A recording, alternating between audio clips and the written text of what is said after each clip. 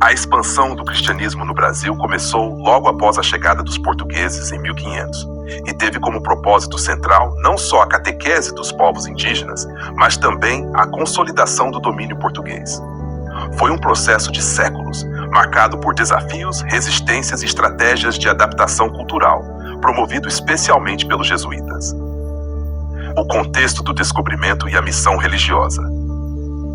Quando Pedro Álvares Cabral chegou ao Brasil em 1500, o país era habitado por diversas tribos indígenas, cada uma com suas crenças e costumes. Os portugueses rapidamente entenderam que, além de explorar economicamente a nova terra, poderiam estender sua missão de catequização. Para a coroa portuguesa e a igreja, a difusão do cristianismo era considerada essencial, tanto para legitimar o domínio territorial, quanto para salvar as almas dos indígenas. 2. Primeiros passos da evangelização.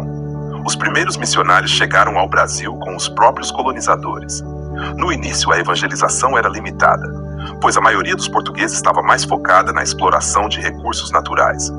Em 1549, entretanto, o rei João III enviou ao Brasil uma missão jesuíta liderada pelo padre Manuel da Nóbrega, com o objetivo de estruturar um programa de catequese e educação indígena.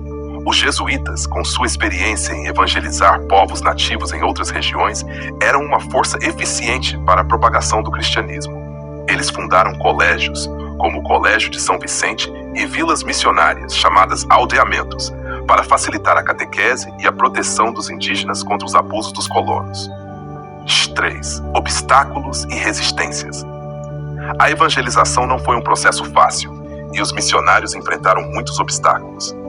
Entre os principais desafios estavam resistência cultural dos indígenas.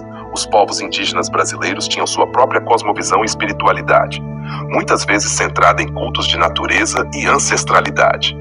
Os jesuítas tentaram substituir essas tradições pelos ensinamentos cristãos, mas os indígenas nem sempre aceitaram. Para eles, adotar o cristianismo significava abandonar seus deuses e costumes ancestrais. Exploração e escravidão.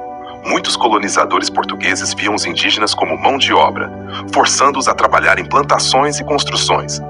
Os jesuítas defendiam os indígenas e os protegiam, mas a exploração era uma ameaça constante. Conflitos entre jesuítas e colonos eram frequentes, pois os colonos consideravam a catequização um obstáculo à exploração econômica. Diferenças de língua e a comunicação era outro desafio, pois os indígenas falavam línguas locais. Para facilitar a evangelização, os jesuítas aprenderam e sistematizaram o tupi, criando gramáticas e vocabulários. Através dessa adaptação, eles conseguiram traduzir ensinamentos cristãos e facilitar a catequese. 4. Os conflitos internos e externos. Conforme a colônia se consolidava, surgiram conflitos internos e externos em torno da religião e do tratamento dado aos indígenas.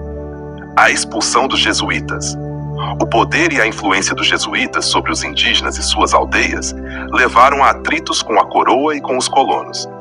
No final do século XVIII, o Marquês de Pombal, primeiro-ministro de Portugal, expulsou os jesuítas do Brasil, acusando-os de atrapalhar o desenvolvimento econômico colonial.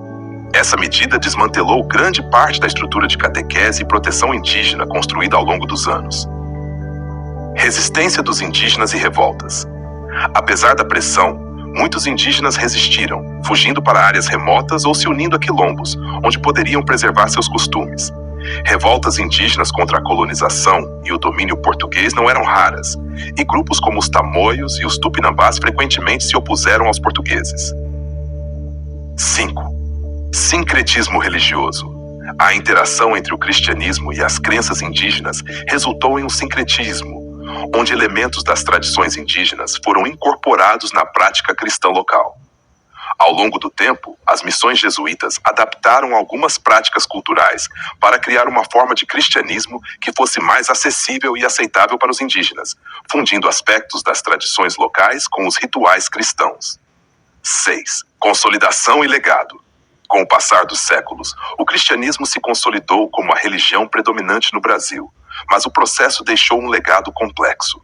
A catequização cristã trouxe mudanças profundas nas estruturas sociais e culturais indígenas, afetando tradições, línguas e práticas espirituais.